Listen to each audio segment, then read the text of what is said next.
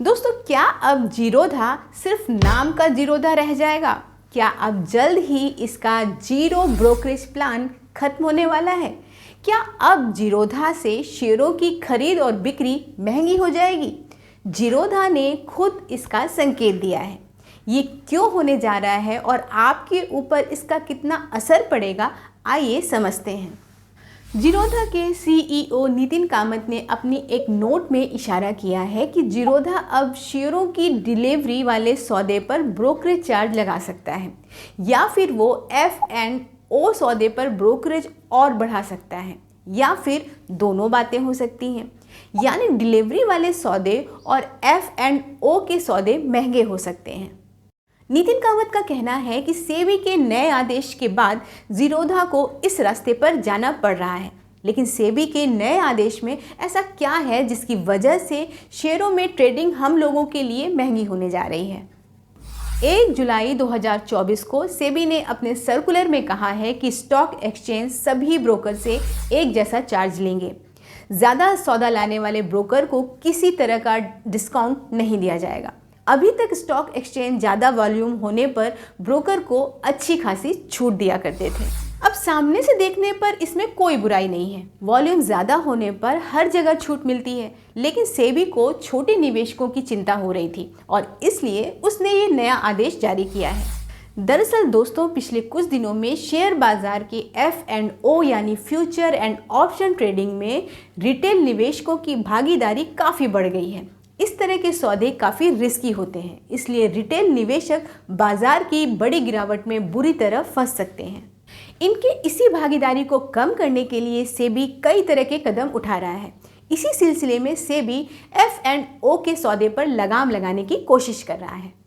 फिलहाल discount brokerage की pricing इस तरह होती है कि आप चाहे छोटा सौदा करें या बड़ा, ब्रोकरेज फिक्स्ड होता है। इसकी वजह से लोग ज़्यादा बड़े सौदे करने के बारे में सोचते हैं और इसलिए सेबी इस प्रैक्टिस को रोकने की कोशिश कर रहा है। तो F&O सौदे पर लगाम लगाने के लिए सेबी ने ये कदम उठाया है। लेकिन अब आप कहेंगे तो इससे डिलीवरी वाले सौदे का ब्रोकरेज क्यों बढ़ जाएगा? उस पर जीरो ब्रोकरेज की सुविधा क्यों खत्म हो जाएगी?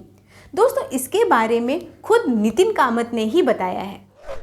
उन्होंने बताया है कि कैसे सेबी के नए आदेश से डिलीवरी वाले सौदे पर असर होगा।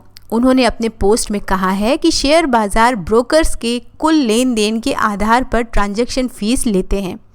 ब्रोकर जितना ज़्यादा कारोबार करवाते हैं, फीस उतनी कम होती है। ब्रोकर अपने ग्राहकों से जो फीस लेता है और जो एक्सचेंज ब्रोकर से महीने के अंत में वसूलता है, उसके बीच का अंतर एक रिबेट की तरह होता है और ये ब्रोकर को मिलता है। दुनिया के बड़े बाज़ारों में इस तरह के रिबेट आम बात है। यह रिबेट हमारे रेवेन्यू का करीब 10% और बाकी ब्रोकर्स के लिए 10 से 50% के बीच होता है। लेकिन नए नियमों से अब यह रिबेट मिलना बंद हो जाएगा। हम फ्री में शेयर खरीदने बेचने की सुविधा देने वाली आखिरी कुछ ब्रोकर में से एक थे। हम ऐसा इसलिए कर पाए क्योंकि ऑप्शन ट्रेडिंग से होने वाले मुनाफे से हम फ्री डिलीवरी ट्रेड की भरपाई कर लेते थे। नए नियमों के चलते अब शायद हमें फ्री ब्रोकरेज की सुविधा बंद करनी पड़े या ऑप्शन ट्रेडिंग पर लगने वाले ब्रोकरेज को बढ़ाना पड़े। बाकी ब्रोकर्स को भी अपने शुल्क में बदलाव करना होगा। तो दोस्तों, सेबी के इस नए आदेश का असर केवल जीरोधा पर ही नहीं पड़ेगा, बल्कि उन सभी ब्रोकर्स पर पड़ेगा जो डिस्काउंट ब्रोकिंग वाले मॉडल पर काम करते थे। बाजार में ऐसे कई ब्रोकर हैं जो शेयरों की डिलीवरी वाले सौदे पर कोई ब्रोकरेज चार्ज नहीं लेते हैं। जीरोधा के अलावा एंजल वन भी इक्विटी डिलीवरी पर कोई चार्ज नहीं लेता है। इसके अलावा M.Dot स्टॉक और कोटक सिक्योरिटी डिलीवरी सौदे पर ब्रोकरेज नहीं लेते हैं। अब स्टॉक्स और ग्रो भी पहले इक्विटी डिलीवरी पर चार्ज नहीं लेते थे, लेकिन अब वो इन सौदे पर ब्रोकरेज लेने लगे हैं।